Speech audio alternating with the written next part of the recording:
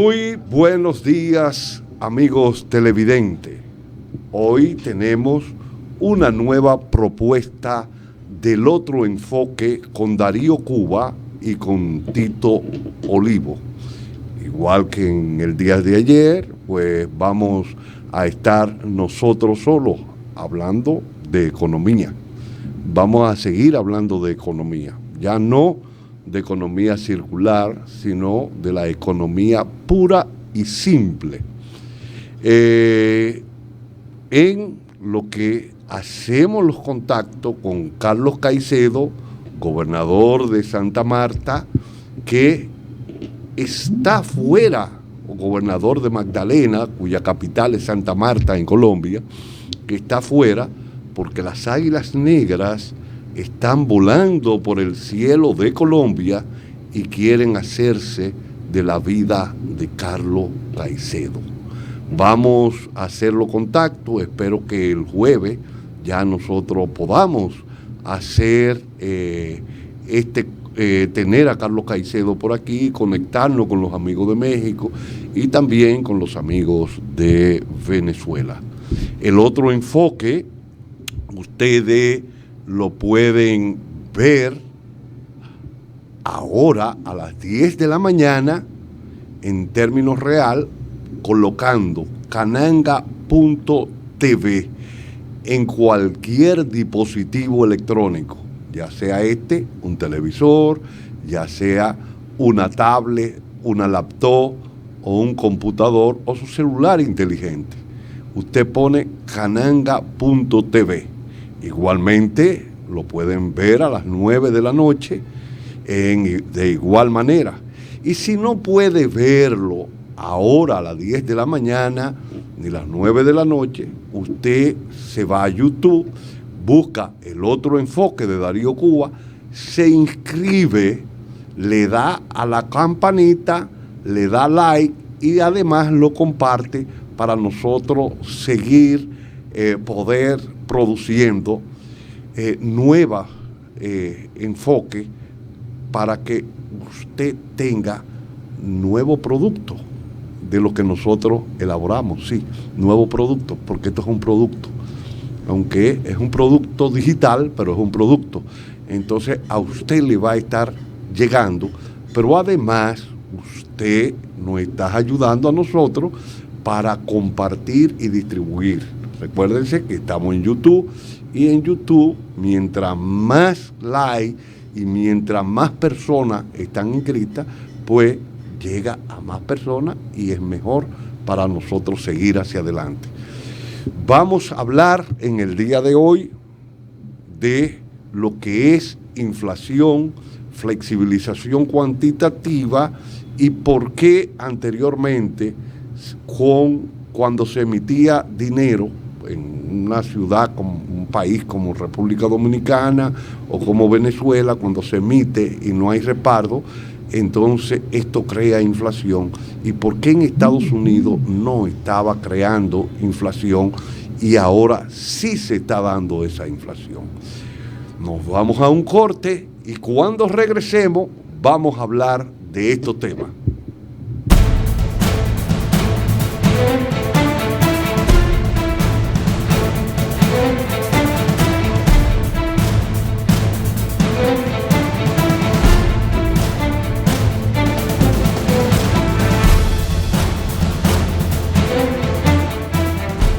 En su presencia TV, un programa de orientación cristiana y actualidad noticiosa creado para compartir con usted y los suyos un momento de la palabra de Dios y dar a conocer más su plan de salvación. Véalo de lunes a viernes a las 8 de la mañana por Cananga Televisión.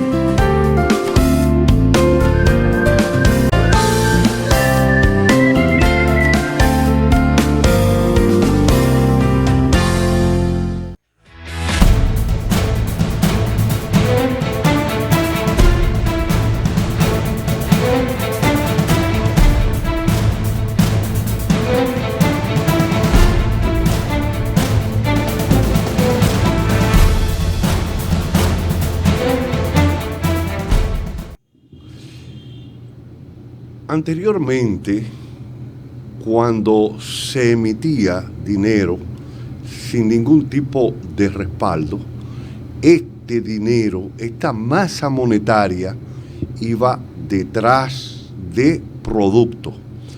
Pero como la producción interna, el proceso de industrialización de la República Dominicana y de naciones como la nuestra es débil, como no existía una respuesta a ese dinero que iba inmediatamente detrás de demanda, esa demanda se tenía que hacer con productos importados.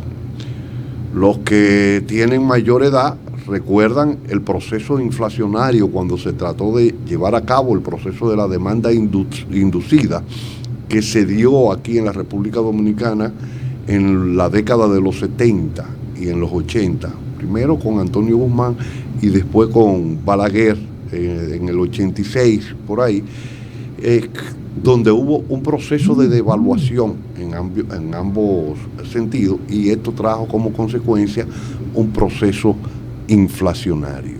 ¿Qué pasó en la economía? Se incrementó la masa monetaria y como no había esa producción interna que pudiera respaldar esa demanda, pues se requirió la importación de bienes.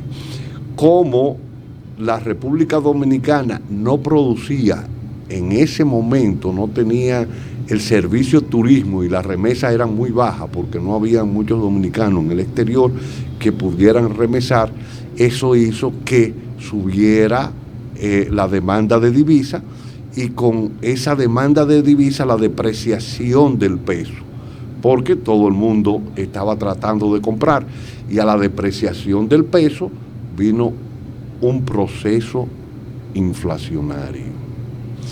Hago esto para que vayamos comprendiendo qué es lo que está pasando en la economía hoy. Después de eso vinieron los ajustes neoliberales. En el año 1983 se firma un acuerdo de facilidad ampliada con el Fondo Monetario Internacional, se crea el ITEBI, se crean una serie de medidas y sigue el proceso. Balaguer llega en el año 1986 y quiere inducir la demanda a través de la inversión en infraestructura, en este caso en la construcción de viviendas y todo lo que él había hecho en sus primeros 12 años. Entonces, esto no tiene respuesta y también viene un proceso inflacionario grandísimo, apagones de 12 horas y todo esto. Amén, que aquí también lo agarra con la segunda crisis del petróleo. La segunda crisis del petróleo que había comenzado a finales de los 70, 79, pero que se había agudizado aún más con la guerra entre Irak e Irán. ¿Y por qué se había agudizado esa crisis del petróleo? Bueno, eran dos países productores, grandes productores de petróleo, y esto afectaba la producción de petróleo. En la guerra, lo primero que tú destruyes es la infraestructura económica de los países, y como ellos eran productores de petróleo, los pozos petroleros estaban sufriendo y las refinerías también eran atacadas, eran blancos, eran objetivos de guerra. Entonces vuelve Balaguer y hace los ajustes neoliberales a través del decreto 323-90, ajustes que eran inconstitucionales, y posteriormente le da ya carácter, lo profundiza más en el año 1992 creando una ley marco que pudo introducir todos estos ajustes que se habían hecho en términos arancelarios y en términos fiscal.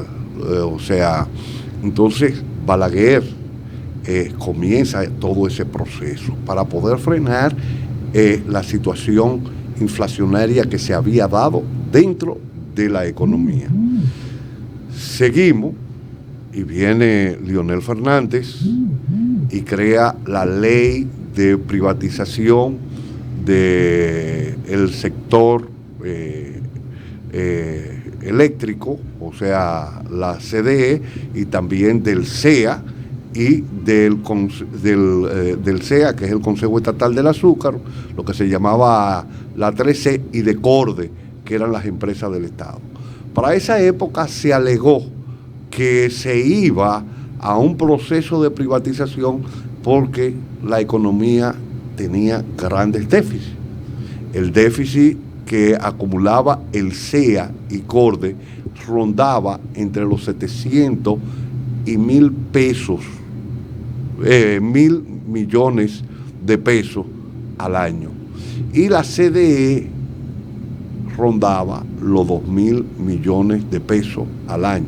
Claro está, debemos llevar eso a peso a los días de hoy, o sea, cuál es la cantidad de pesos o de dólares que se requería para ese entonces, si lleváramos y trajéramos el valor del peso al día de hoy, o el valor del dólar al día de hoy.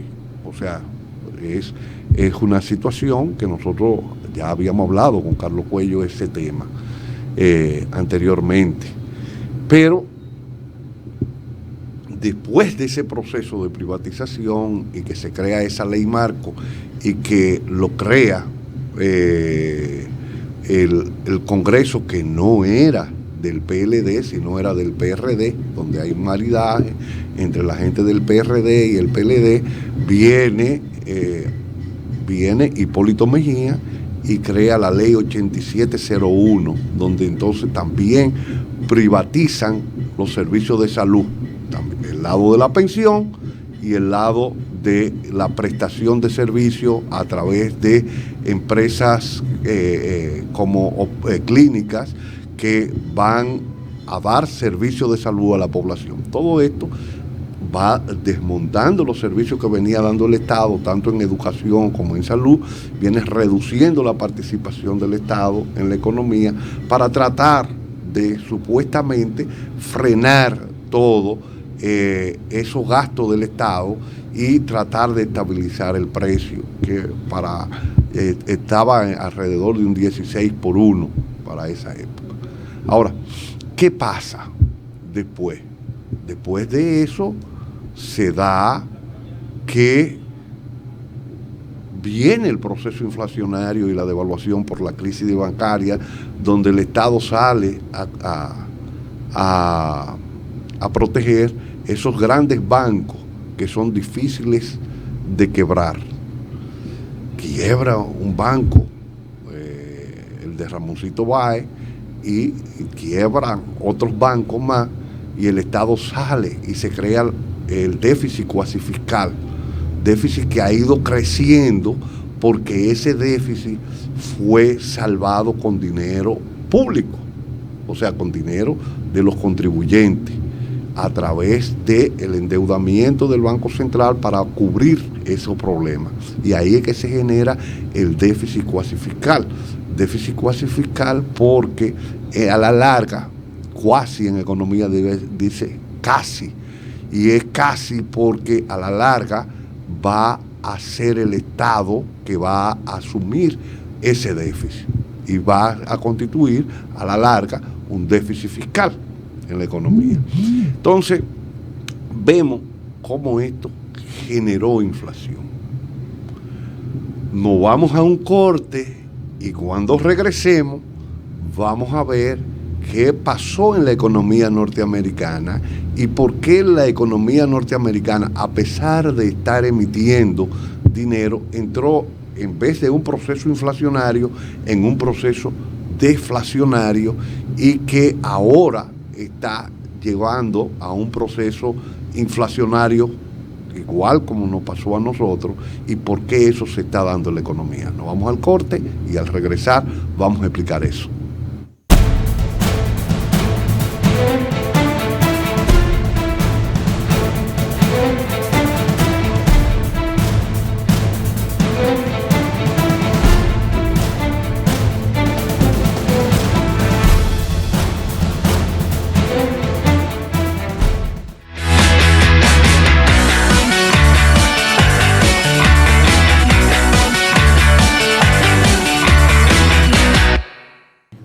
soy Miriam Cabrera y te invito a ver nuestro espacio Belleza es algo más por cananga.tv.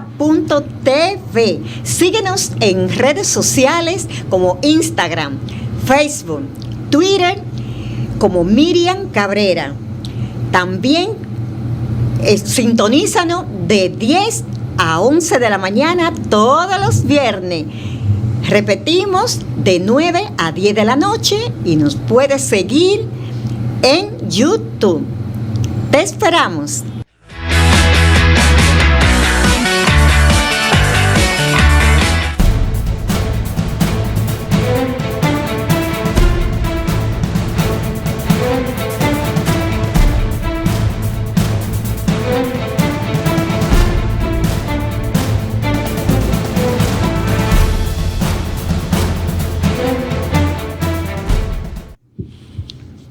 Usted nos está viendo por cananga.tv, Cananga Televisión.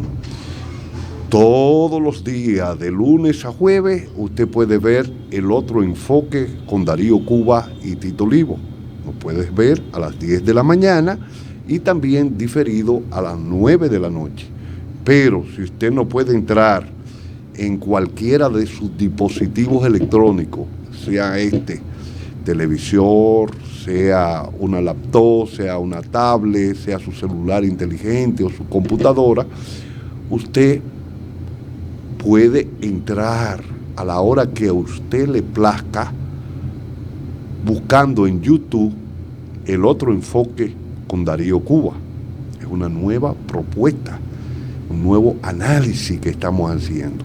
Usted se registra en El Otro Enfoque en YouTube, le da a la campanita y lo va a compartir y le va a dar like para que le sigan llegando nuestras producciones.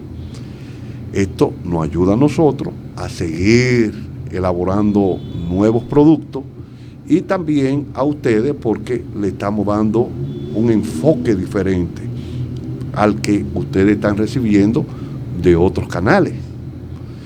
Esto lo estamos haciendo de lunes a jueves. Ya usted no puede ver si se registra o solamente poniendo cananga.tv. Estamos haciendo las diligencias del lugar para poder entrevistar el jueves a el gobernador de Magdalena, Carlos Caicedo. Carlos Caicedo, gobernador de Magdalena, cuya capital es Santa Marta. Fue rector de Magdalena, de la universidad, fue alcalde y ha ganado la gobernación en varias ocasiones y la última vez con más de un 65%. Esto ha hecho que fuerzas oscuras dentro de Colombia, las que se llaman las Águilas Negras, vuelen sobre el cielo de Colombia y quieran atacar y acabar con la vida de Carlos Caicedo. Estamos haciendo los contactos del lugar. Así como también estamos en contacto con el catedrático e ingeniero agrónomo Ezequiel Echavarría, una persona que tiene grandes conocimientos sobre la economía circular, principalmente la economía verde, y cómo le podemos sacar mejores provechos a ella. Estábamos hablando anteriormente de la situación de la crisis que nosotros vivimos en la época de los 70 y los 80, crisis que se dio con inflación. Pero antes yo le había dicho que los subsidios para esa época eran de 2.000 millones de pesos para la CDE y entre 700 y 1.000 millones de pesos para CORDE y el Consejo Estatal del Azúcar. Y vayan ustedes a ver, los subsidios para el sector privado en el sector eléctrico en el 2019 fueron de 109 millones de pesos. Por más que usted divida entre el índice de precios y la tasa, para tener la tasa de inflación y haya una reducción, usted verá que al comparar los precios de hoy con el dinero de hoy, la inversión, el subsidio del Estado en el sector, subsidiando al sector privado, con lo que se hizo para resolver el problema de los subsidios en aquella época, es mucho más grande. Nosotros estamos invirtiendo más dinero, lo que te indica que eso no ha solucionado el problema, sino que lo ha complicado. Ahora, yo le prometí que ahora íbamos a analizar la situación de Estados Unidos y por qué los norteamericanos entraron en una etapa de deflación. Primero quiero decirle que Stiglitz escribe Los Felices 90, hablando de la desregulación económica en todo el continente americano, que ya yo lo he explicado, comienza primero por golpe de Estado en todo el Cono Sur y se profundiza ya después a través de lo que se va a conocer como el consenso de Washington. Era que Washington quiere que se sepa lo que él quiere que se sepa sobre economía. Era Willamon, un consultor inglés que ellos contratan para hacer esto, y ese proceso de apertura para resolver por el lado de la oferta, porque cuando se dan las crisis energéticas, lo que se estaba aplicando era el modelo de la demanda inducida que había desarrollado Keynes. A partir de la crisis del año 1929, Keynes, y hago esta reflexión para que ustedes entiendan, Keynes planteaba que en una economía,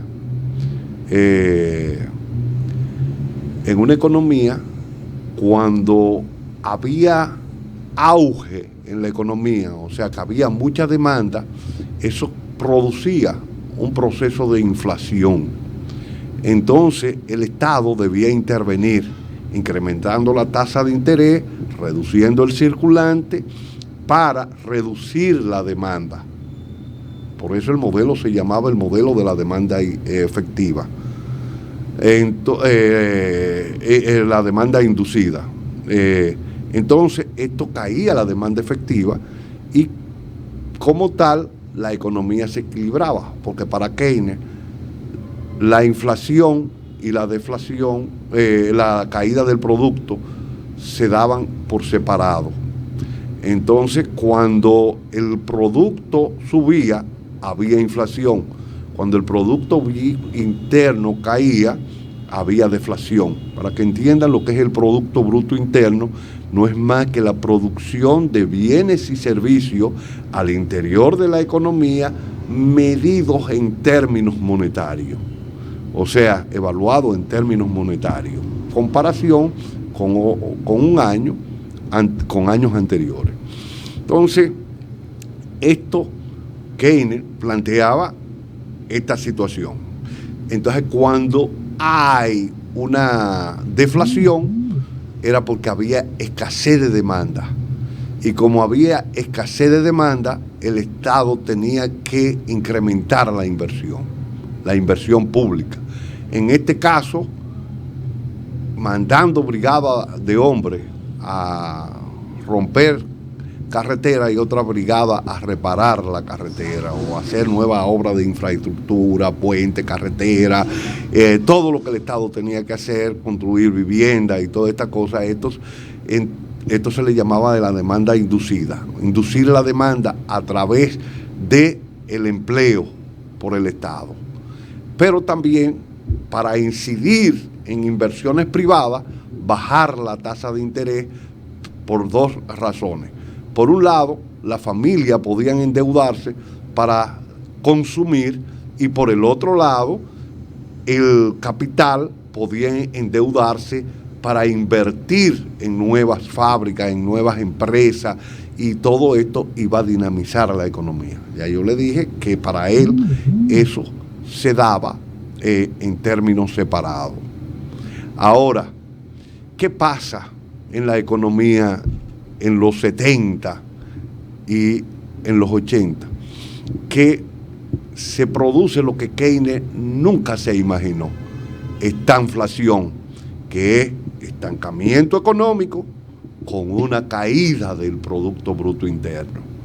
Entonces, los liberales, o los llamados neoliberales, ya sean estos austríacos o ya sean norteamericanos, pero básicamente de la escuela de von Hayek y de Milton Friedman, que fue alumno de von Hayek, y que tratan de imponer todo ese modelo económico, comienzan a resolver el lado de la oferta. ¿Y qué es el lado de la oferta? Es de las empresas, hacer el capital mucho más rentable, porque ellos planteaban la teoría del derrame, pero no sabían que cuando tú vas obteniendo beneficios, vas poniendo balde y no derrama.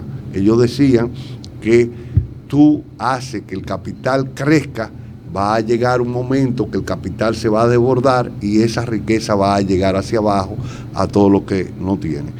Esto, Stiglitz, que es keynesiano, planteaba que iba a traer un proceso de empobrecimiento de las clases más bajas, porque cuando tú pones el dinero abajo, estas personas que no tienen capacidad de ahorro no van a salir a ahorrar, sino van a salir a consumir y ese dinero va a llegar hacia arriba.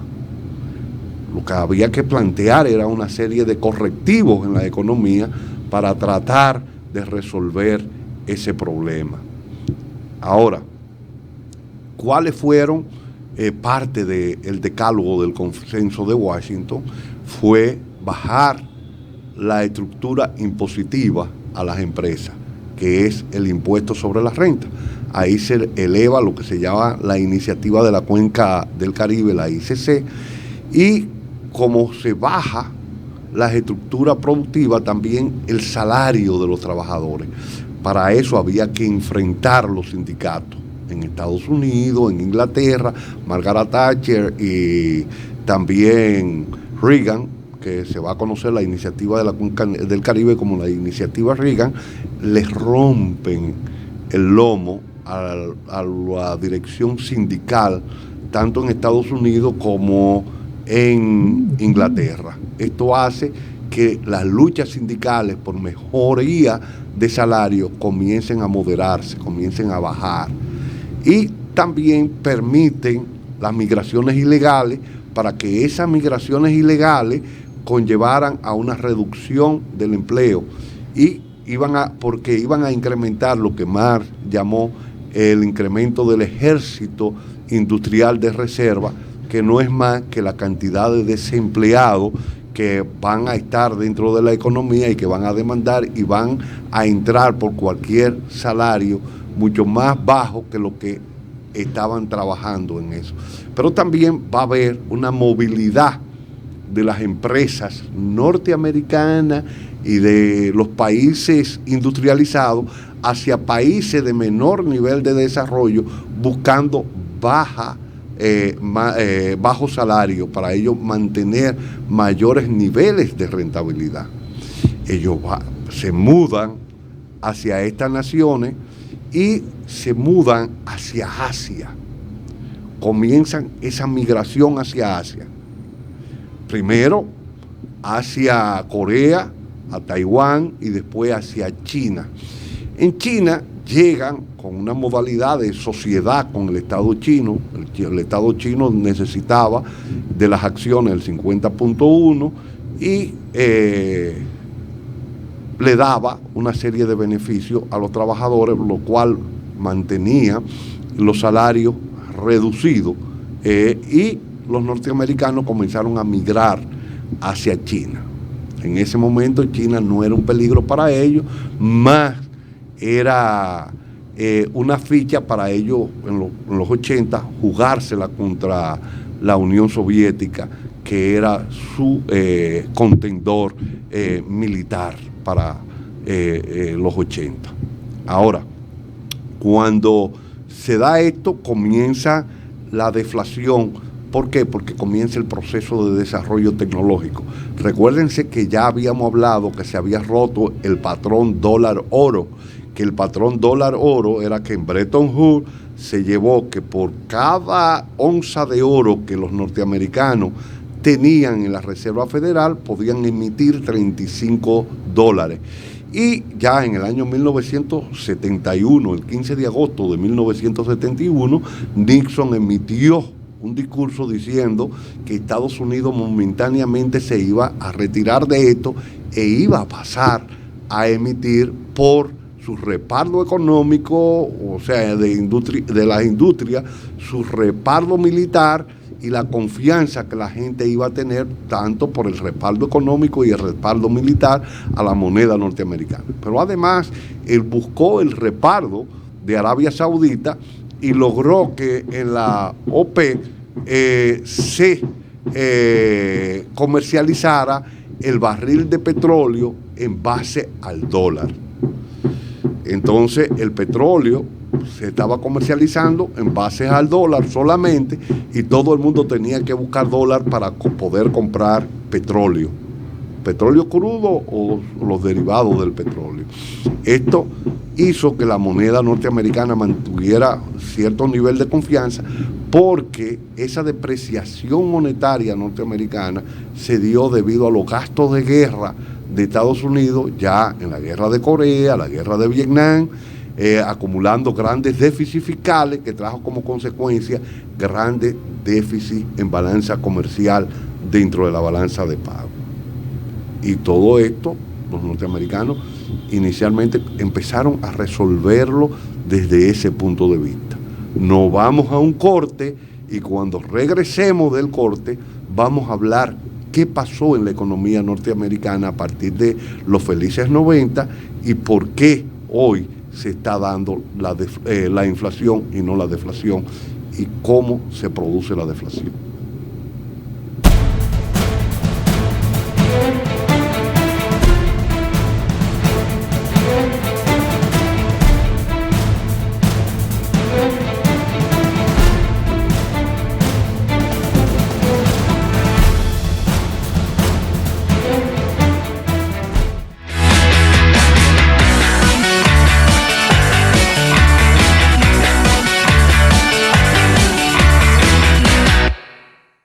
Soy Miriam Cabrera y te invito a ver nuestro espacio Belleza es algo más por cananga.tv. Síguenos en redes sociales como Instagram, Facebook, Twitter como Miriam Cabrera. También sintonízanos de 10 a 11 de la mañana todos los viernes. Repetimos, de 9 a 10 de la noche y nos puedes seguir en YouTube. Te esperamos.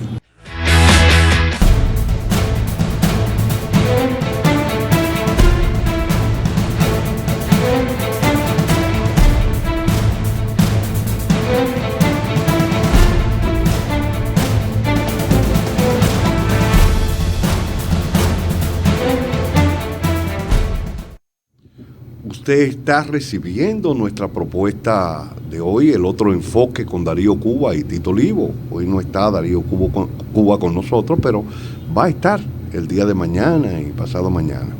Nosotros estamos haciendo diligencia, le ofertamos a ustedes que vamos a entrevistar a Carlos Caicedo, gobernador de Magdalena en Colombia. Y vamos a entrevistar a Carlos Caicedo porque las águilas negras están volando por el cielo de Colombia y quieren hacerse de la vida de Carlos Caicedo. También próximamente vamos a entrevistar a Ezequiel Echavarría y vamos a seguir hablando sobre la economía circular con él. Y dentro de la economía circular vamos a hablar de la economía verde y los beneficios que tiene la economía verde y todo lo que podemos hacer dentro de la economía verde y todo lo que usted puede hacer con la economía verde dentro de su hogar para obtener mejores beneficios y producir menos desechos para que vayan a parar al basurero.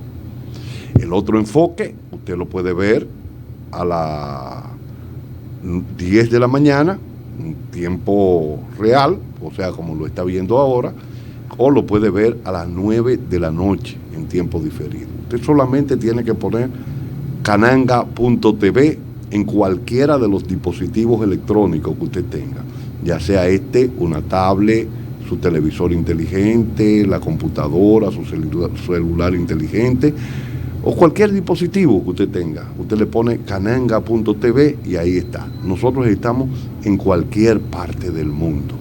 Usted nos puede ver en Perú, en México, en Venezuela, en China, en Japón, a donde quiera usted nos puede ver. Y si no nos puede ver a las 10 de la mañana o 9 de la noche, hora dominicana, y de Venezuela, y de Cuba, y de Puerto Rico, usted nos puede buscar en YouTube y poner El Otro Enfoque con Darío Cuba y va a registrarse. Le va a dar a la campanita y también lo vas a compartir para nosotros poder seguir elaborando productos digitales que entendemos pueden ser del interés de ustedes. Vamos a seguir analizando la parte de por qué en un primer momento se produce esta inflación. Los norteamericanos migran ya a finales de los 80, principios de los 90, hacia naciones de bajo salario. Esto, bajo salario y el desarrollo tecnológico, recuérdense que ya a finales de los 80, principios de los 90, comienza a desarrollarse el Internet y comienza a desarrollarse la tecnología, comienza a reducir los costes de la fabricación de muchos productos electrónicos y esto comienza a incidir en la baja de los precios de los productos. Mientras tanto, la población norteamericana estaba consumiendo sin miramiento. Pero en eso se dan una crisis que los norteamericanos no esperaban.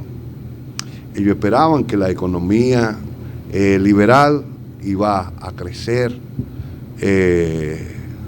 indefinidamente y que la economía iba a moderar, iba a sacar lo menos eficiente, iba a mantener lo más eficiente y que la producción sin la intervención del Estado iba a generar una estabilidad económica y una estabilidad social, cosa que no fue. Ellos, para la crisis del 29, que fue una crisis especulativa que se da en la economía, la gran crisis del año 1929, se crean una ley que se llama la ley de Glass-Steagall. Glass-Steagall eran dos senadores que para los 30, a principios de los años 30, crean una ley e impiden que los bancos de segundo piso puedan invertir en los bancos de primer piso. ¿Qué son los bancos de segundo piso? Son los bancos de inversiones.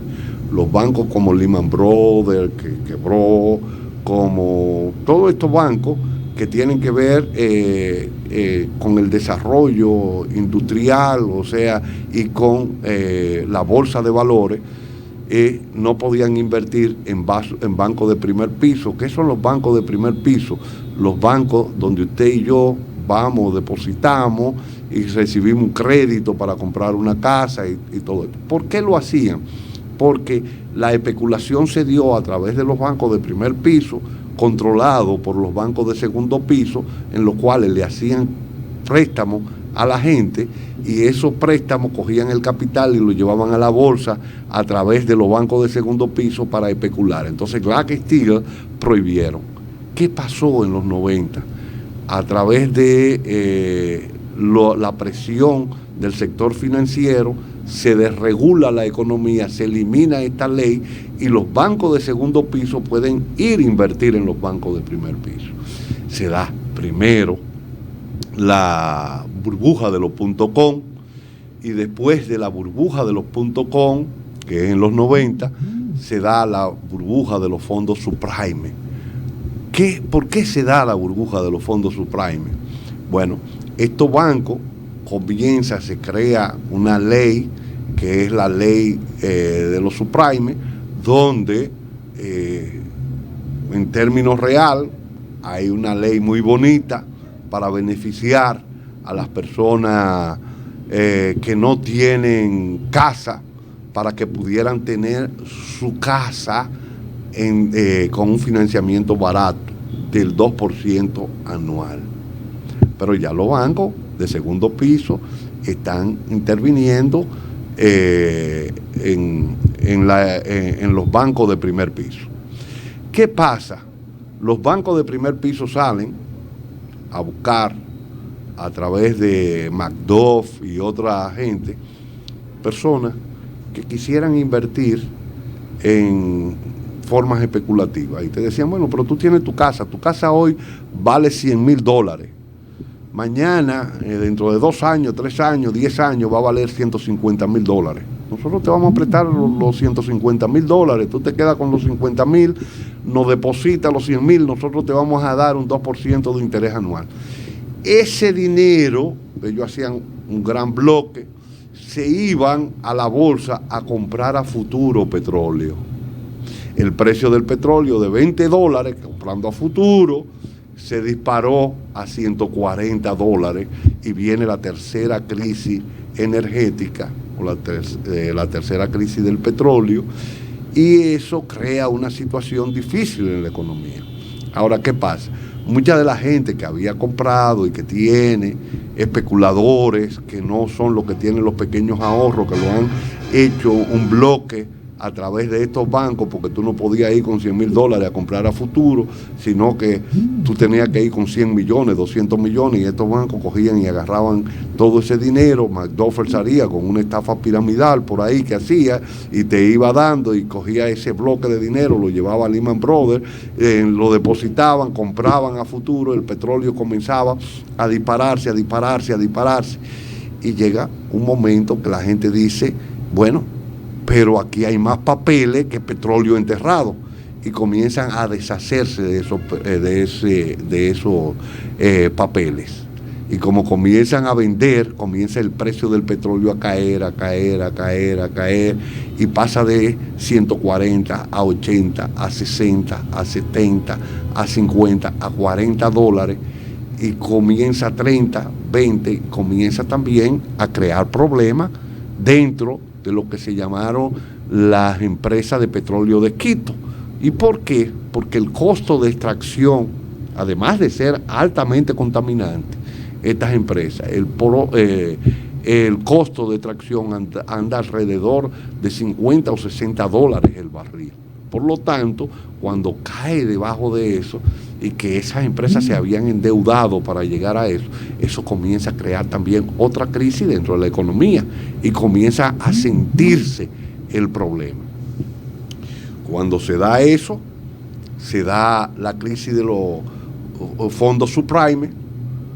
Los norteamericanos, que planteaban la no intervención en la economía, se va Lehman Brothers a pique, se va Financial, la otra aseguradora que había, que era estatal, que tienen que acumular toda la pérdida que ha tenido el sector financiero, y el Estado norteamericano comienza a inyectar más dinero del que la economía podía soportar. Pero eso no se verificaba en un incremento de la inflación. ¿Y por qué no verificaba en un incremento de la inflación? Bueno, porque comienza a inyectar recursos a la economía a través de lo que se va a llamar la flexibilización cuantitativa. ¿Qué es la flexibilización cuantitativa? Para que ustedes entiendan, los bancos hacen operaciones de corto plazo. ¿Y qué son operaciones de corto plazo? Cuando un banco le presta a otro banco porque ese banco está desencajado a una tasa de interés, pero eso es por un día, 2 días, para él presentar un encaje y poder seguir operando y no tener ajuste de parte del Estado. Ahora, ¿qué pasa con esta situación, que cuando eso se da, el Estado entonces interviene a largo plazo. ¿Y qué hace el Estado norteamericano? A través del gobierno, vamos a hablar, para que usted entienda, el Banco Central norteamericano no es un banco público, no es un banco central público, es privado. Lo dirigen las grandes empresas financieras norteamericanas, JP Morgan, los Rothschild, o sea, todo el gran capital financiero. Entonces, el gobierno norteamericano lo que hace es que pone bonos del Tesoro para comprarle bonos a la Reserva Federal. O sea, la Reserva Federal emite una cantidad de dinero a través de los bonos del Tesoro, y ese dinero lo reciben los bancos a una tasa de interés cercana al 0% o en algunos casos por debajo del 0%. Crédito que se le dan a los bancos, pero los bancos no lo prestan en el público. Por eso no se incrementa la demanda en ese momento. Los bancos prestan ese dinero a los mismos bancos para ir a comprar acciones en la bolsa de valores de empresas vinculadas a la banca. Nos vamos a un corte y cuando regresemos vamos a ver cómo esto incide en la economía y cómo ahora se está dando un proceso inflacionario.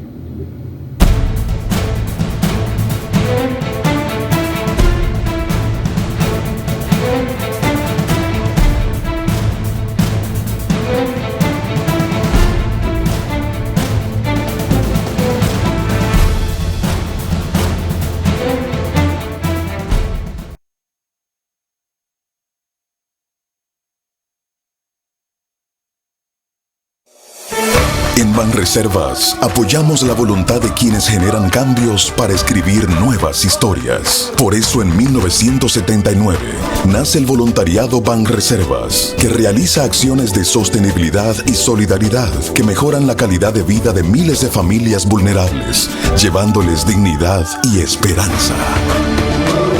Banreservas, 80 años siendo el banco de todos los dominicanos.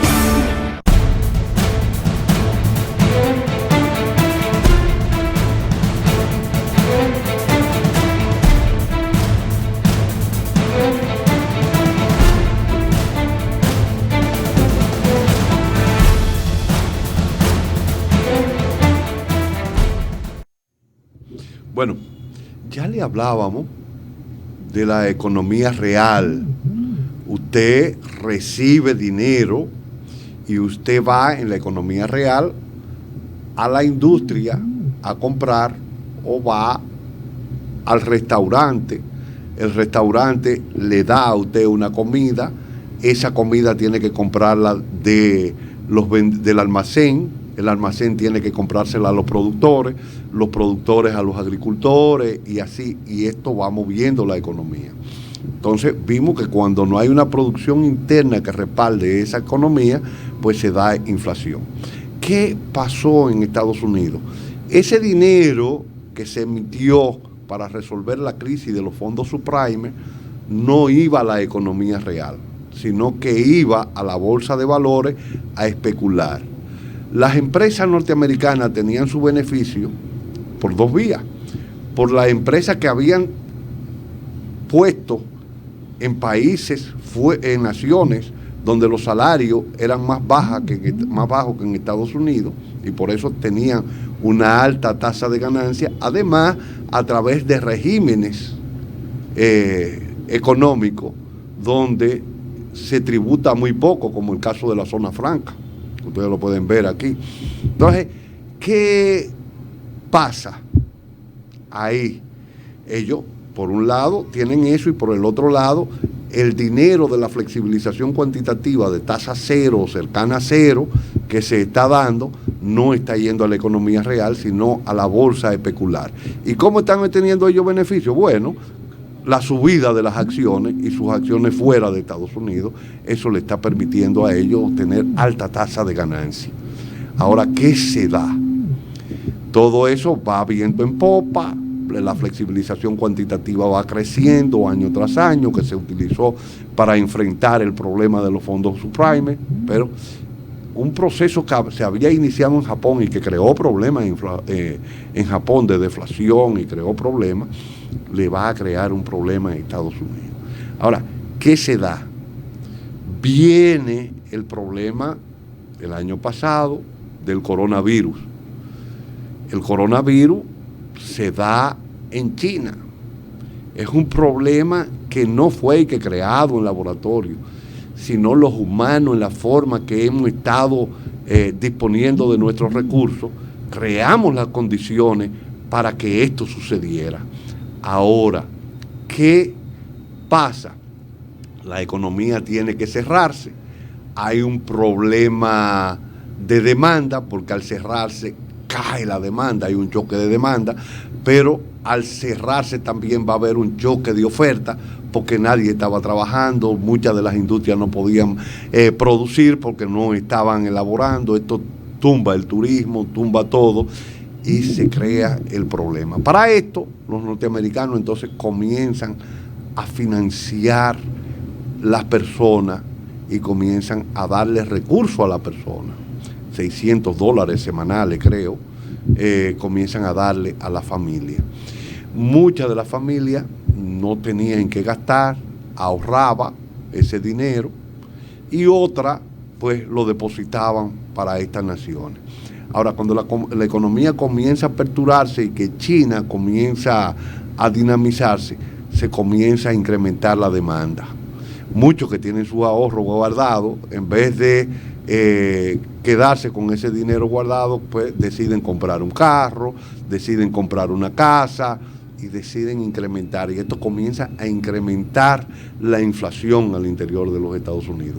Pero como la economía que se abrió primero fue la China, y China pasa a ser el motor económico del mundo, entonces los furgones van vacíos a China, con un peso muerto, como se le dice. Y ese coste de los furgones vacíos hay que cargárselo a el transporte que viene de allá para acá. Esto incrementa los costes de flete, lo incrementa grandemente. Entonces, al incrementar los costes de flete, se incrementa un coste inflacionario. Y todo ese coste inflacionario es lo que estamos viviendo en la economía hoy, pero lo está viviendo Estados Unidos. Y ha llegado el proceso de inflación. Se habla que la inflación en Estados Unidos anda alrededor de un 5%, y yo diría mal contado, porque cuando usted le pone costes que no están dentro de la canasta básica a los productos, usted verá que esa inflación va mucho más allá. Estamos en una crisis especulativa, esta crisis va a incrementar y ya me hacen señas que hemos llegado al final. Espero que este producto que hemos elaborado en el día de hoy le haya gustado y nos veremos mañana y pasado mañana en otro enfoque con Darío Cuba y Tito Olivo. Que pasen muy buenos días.